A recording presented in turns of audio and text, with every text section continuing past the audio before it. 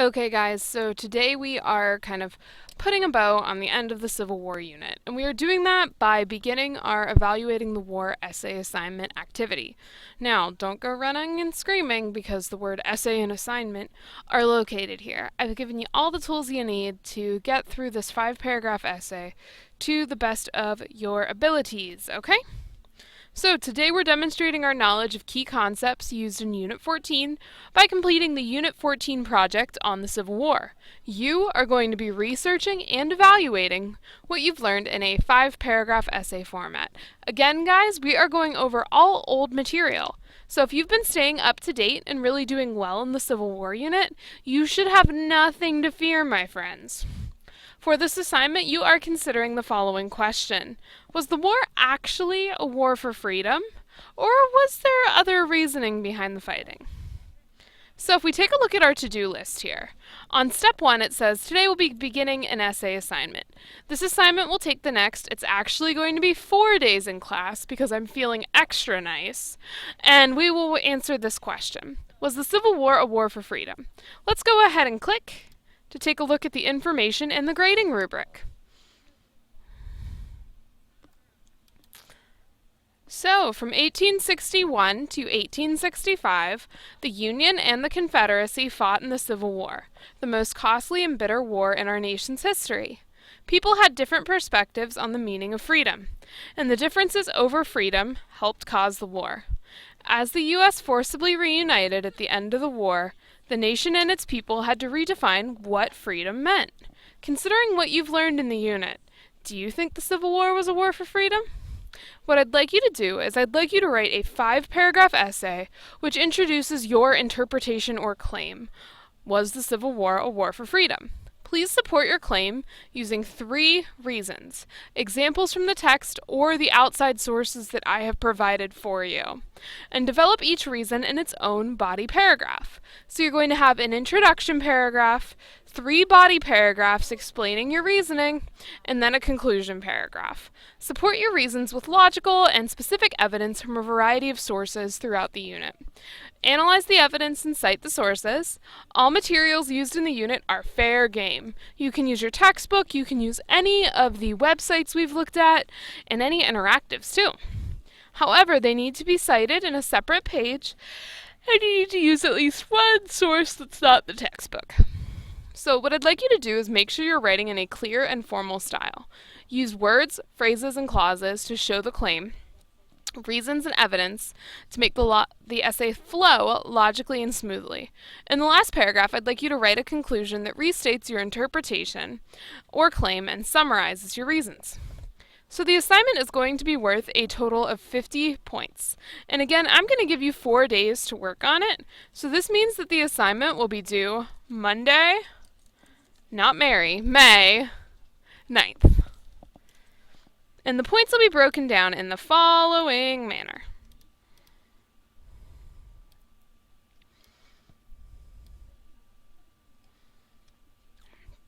If you submit your note sheet after day 2, you will receive 10 points. If the essay is written in a 5-paragraph format with an introduction, thesis, body paragraphs, and conclusion, with an argument that is clear and easy to understand, you will receive 30 points. If you would like to further examine the content area, you can click on right here and see how I am going to grade it based on interpretation, reasons, evidence, quality, and citation. So these are all important things to me here. 10 points for your essay being researched and including accurate and clear information on the Civil War. 10 points for an essay being free of grammatical errors and other items that interfere with the meaning. So again, it's worth a total of 50 points. Make sure that you follow directions here, guys. And make sure you ask for help, too. That is what I'm here for, after all. The following lessons and websites will be really helpful in helping you plan and research your assignment. I've included some links here. I'd really encourage you to check them out. I promise it'll help, okay? So let's go back to our assignment. I've also included a tip sheet in this step to help us understand what needs to go in each paragraph. So, evaluating the war essay tip sheet. Confused or stuck on how to get started? Follow these easy steps to help make your writing become a breeze. Step 1. The introduction. We need to think of the introduction as the beginning portion of our assessment. Here you need to start broadly by introducing us to the Civil War and the concepts we have talked about in class. Here it's okay to draw the reader in with some stats that you've learned, or an interesting story about just how costly the Civil War was. Lure that reader in by mentioning an interesting fact or a stat in your essay. Every introductory paragraph needs to end with a thesis. You need to think of your introduction like a funnel. It starts out broad and then it narrows to the most important thing, your thesis. So here you have to take a stand. So you're going to say the Civil War was or was not your choice. Do not say maybe. You will not receive a lot of points for that. You gotta pick one or the other. A war for freedom because of ideas 1, idea 2, and idea 3. So you're going to take a stance here that enables you to defend your point via 3 different ways.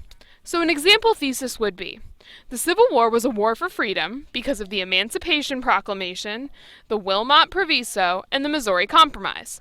And then in all of my body paragraphs, I would have 1 for explaining why the Emancipation Proclamation was helped the war be a war for freedom, 1 for explaining why the Wilmot Proviso did so, and then another one for explaining why the Missouri Compromise did so. So, for your body paragraphs, this is where you're telling me whether or not the Civil War was a war for freedom. When you're taking notes, be sure to examine those 3 specific examples that you've chosen, and make sure they're really fleshed out. Don't just say, this reason is why. Tell me why, okay? For ideas 1, 2, and 3, you will need to research and define 3 specific ideas about whether or not you believe the war was a war for freedom. Present specific information to receive full credit and rock the essay. And in the conclusion, this is where you're summing up your main ideas and you're offering some insight into why your point is the right one. Here, it's going to be really helpful to tell me more than 1 point about why your thesis is right. Save an interesting detail, stat, or piece of information here. Follow the steps, restate your opinions using different words, and summarize the reasons why your opinion is correct.